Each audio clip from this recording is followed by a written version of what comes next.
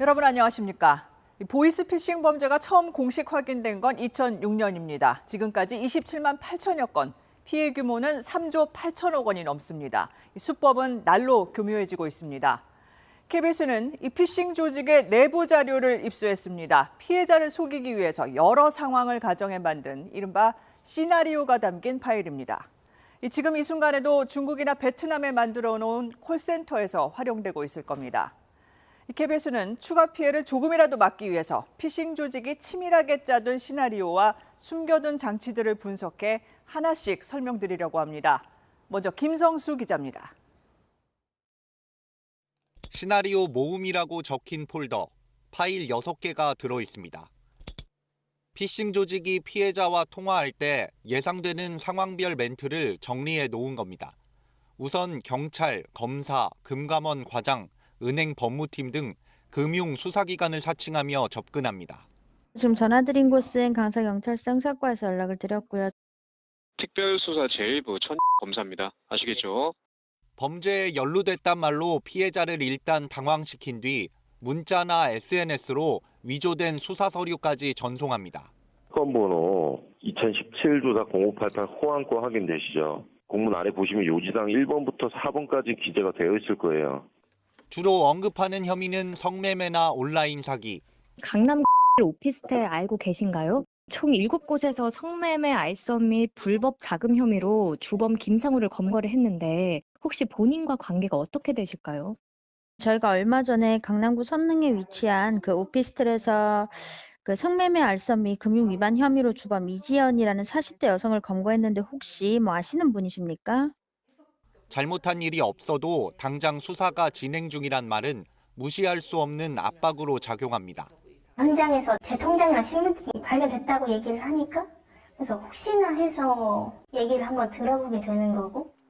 2달 전 이 시나리오에 당한 30대 이모 씨. 빨리 담당 검사에게 연락해보란 말에 건네받은 번호로 전화했더니 극비 수사를 어떻게 알았냐며 윽박지르기까지 했습니다.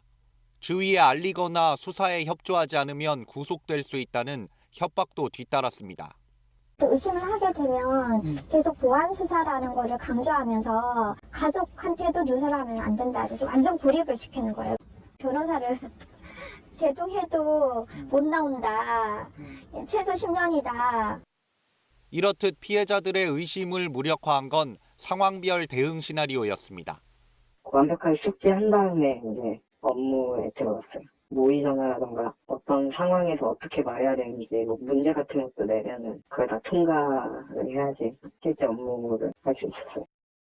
원래 공무는 이렇게 등기로 다 와야 되는 거 아니에요?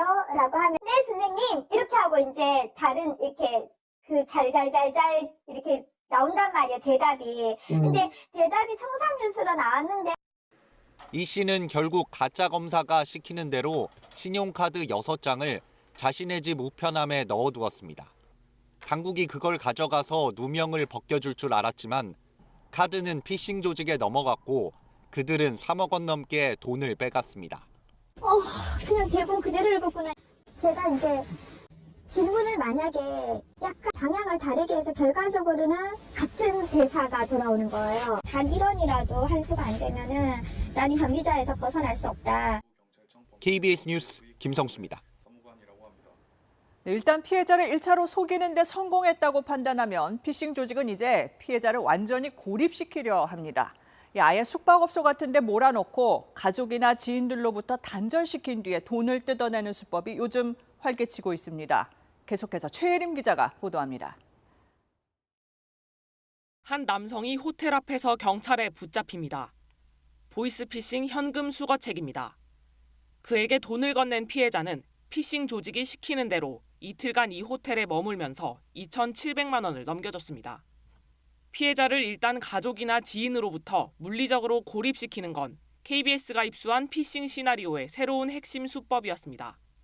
현재 통화받는 위치가 어떻게 되세요? 자차로 이동하시고 없으면 외부로 이동하고 말씀하세요. 집안일 때문에 조퇴한다고 말씀하시는 것이 제일 좋겠죠? 이런 급박한 주문이 전달됩니다. 시중에 주의 잡음이 너무 많이 섞인다거나 제3자의 목소리가 섞인다거나 대화를 하실 수가 없습니다. 왜냐? 법정에서는 본인 육성만이 증거자료 용도예요. 조용한 공간에서 전화를 받으실 거예요. 지난달 검사라는 사람으로부터 전화를 받은 20대 원모 씨도 이 함정에 그대로 빠졌습니다. 심각한 범죄에 연루됐으니 회사에 휴가를 내고 당분간 숙박업소에 머물란 짓이었습니다. 주변에 알리면 문제가 생긴다며 24시간 보이스톡으로 감시했습니다. 제가 조사를 받고 있는 상황이라서 제 자취방이나 이런 다른 곳에 있으면 안 된다. 그러니까 일단은 자기가 찍어준 호텔로 가서 택시로 이동을 해라. 그렇게 해서 호텔에 머무는 3박 4일 동안 피싱범들은 교묘한 구실로 원 씨의 돈 7,900만 원을 갈취했습니다. 범죄 수익부터 우선 환수해야 한다며 가지고 있던 예금을 털고 대출까지 내도록 했습니다. 괜히 불법 대출 자금 때문에 선생님께서 구속 수사로 전환될 수 있으시니까 이 점 꼭 인지 부탁드립니다. 근처에 숙박시설 있으면 그쪽으로 이동하시고 추가적으로 진술 먼저 받을 거고요. 혹시라도 피해자가 의심을 하거나 고립에 응하지 않을까 봐 피싱범들은 계속해서 강도를 높여가며 겁을 줍니다. 대답. 넵. 대답. 넵. 내가 넵 그딴 식으로 하지 말랬지. 검사가 한가한 줄 알아요? 협조하지 않으면 죄가 추가될 수 있단 말에서 압박은 정점에 이릅니다. 아직 잡히지 않은 공범들이 사건 내용을 보게 되면 어떻게 되겠습니까? 해외로 도주를 하거나 자금 은닉을 할 수 있겠죠. 그러면 저희 검찰에서는 남은 범죄자들 검거하기가 힘들겠죠? 사건 관련 육보 시에는 공무집행방해죄로 처벌받으실 수 있습니다. 대한민국에서 수사받았던 사람들이 몇 명이나 되겠습니까? 이렇게 검찰청에서 움직이는갑다. 경찰에서 움직이는갑다. 경험이 없었던 사람들은 이렇게 당할 수밖에 없는 구조죠. 과거 보이스피싱은 주로 사회생활을 하지 않는 노인들을 겨냥했습니다. 하지만 지금은 남녀노소 누구나 당할 수 있는 지능범죄로 진화했습니다.